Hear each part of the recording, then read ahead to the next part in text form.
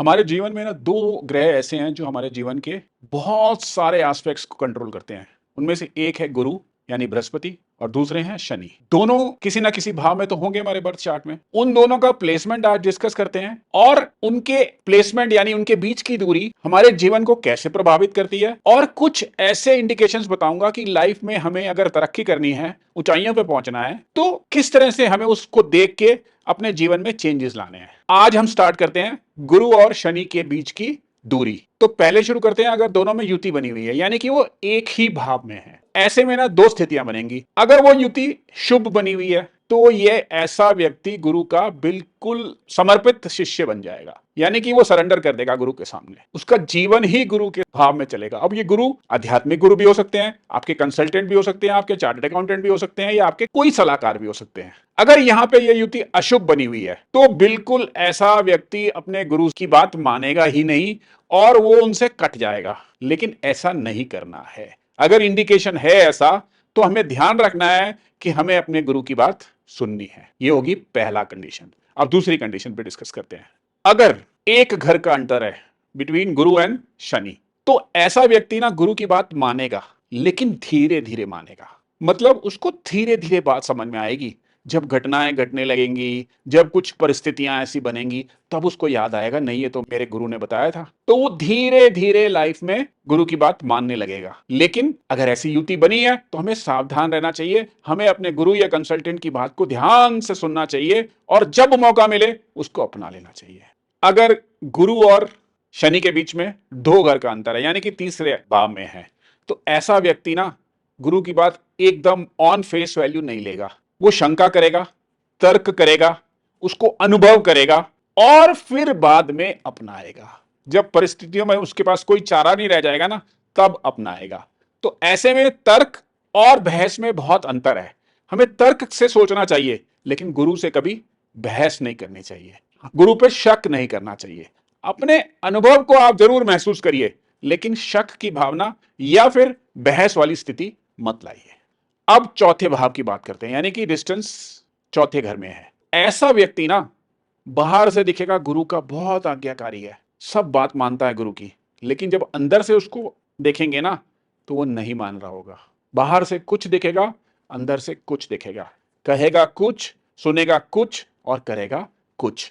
ऐसा व्यक्ति विकट परिस्थितियों में जरूर फंस जाता है जब वो अपने गुरु की बात नहीं मानता। तो हमें क्या रखना है? समभाव रखना है। या तो आपको बात समझ में नहीं आ रही है या फिर आपको बात समझ में आ रही है। अगर नहीं समझ में आ रही है तो 5 बारी तर्क कीजिए, लेकिन ऐसा मत करिए कि मन में कुछ बाहर कुछ। आप अपनी चार्ट को सामने रखिए, देखिए आपका गुरु और शनि के बीच में डिस्टेंस क्या है। अब डिस्कस करते हैं 5वें भाव की। मतलब 5 घरों में अगर ये डिस्टेंस है, दूरी है, तो ये तो बिल्कुल मिराकुलस युति है। यानी कि ऐसा व्यक्ति अद्भुत शिष्य होगा। वो गुरु के सामने, गुरु के धर्म के सामने पूरी तरह समर्पित होगा।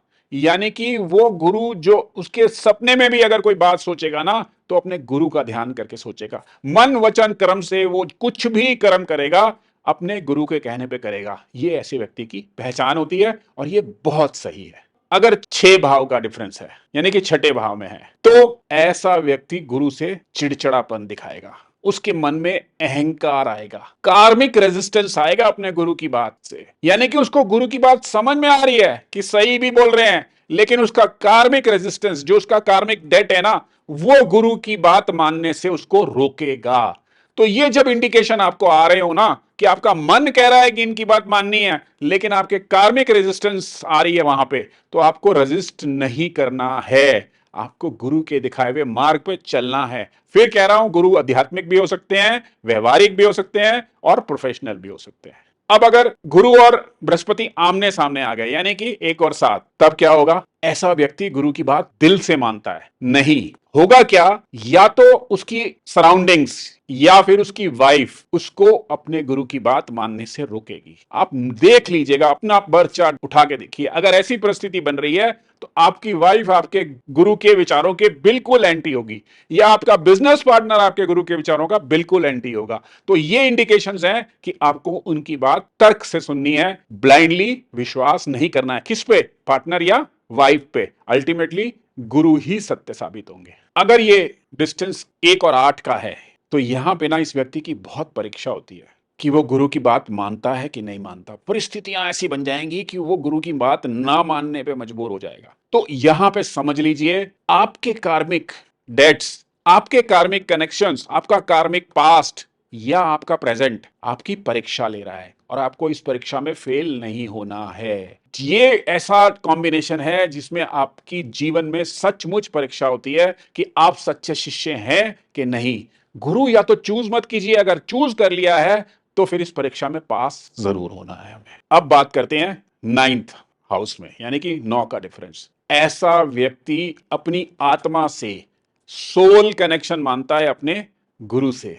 उसके जीवन का आदर्श ही गुरु बन जाते हैं, उसके जीवन का धर्म ही गुरु बन जाते हैं, उसके जीवन का जीने का सहारा ही गुरु बन जाते हैं। यानी कि वो मानता है कि गुरु से मेरा कोई पिछला सोल कनेक्शन है, कार्मिक कनेक्शन है, तो वो हमेशा गुरु के पीछे पीछे चलेगा। ऐसा व्यक्ति गुरु के जो रिलीजियस फंक्शंस होते हैं, जो गुरु की मतलब कई गुरु अपने फंक्शंस करते हैं, उनमें बढ़ चढ़ कर भाग लेता है।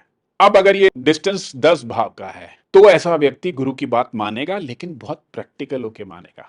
वो उसको एनालाइज करेगा, एकदम नहीं मान लेगा, उसको सैद्धांतिक रूप में एनालाइज करेगा, प्रैक्टिकलिटी देखेगा उसकी। अगर उसको लगेगा ये बात प्रैक्टिकल है तभी मानेगा, अदरवाइज नहीं मानेगा। लेकिन कुछ रिलेशंस में हमें प्रैक्टिकलिटी नहीं देखनी चाहिए। अब अगर ये 1 और 11 यानी 11 भाव का डिस्टेंस है तो ऐसा व्यक्ति गुरु से अपना व्यापारिक और प्रॉफिट का रिलेशन रखेगा। अगर उसको गुरु की बात से कोई प्रॉफिट दिख रहा है, यानी कि उसको दिख रहा है कि इससे माया की प्राप्ति हो सकती है, इससे मुझे अपने जीवन में कोई राजसिक प्राप्ति हो सकती है, तामसिक प्राप्ति हो सकती है, तो वो गुरु की बात मानेगा, अदरवाइज नहीं मानेगा। ऐसा करना जीवन के लिए बहुत गलत है। हम अपने आने वाले कल के लिए अपने गड्ढे खोद रहे हैं। और लास्ट में करते हैं हम बात 12th हाउस में। अगर 1 से 12 यानी कि 12 भाव का डिफरेंस है तो ये बड़ी महत्वपूर्ण युति है। ऐसा व्यक्ति या तो गुरु की बात मान के मोक्ष की तरफ बढ़ जाएगा,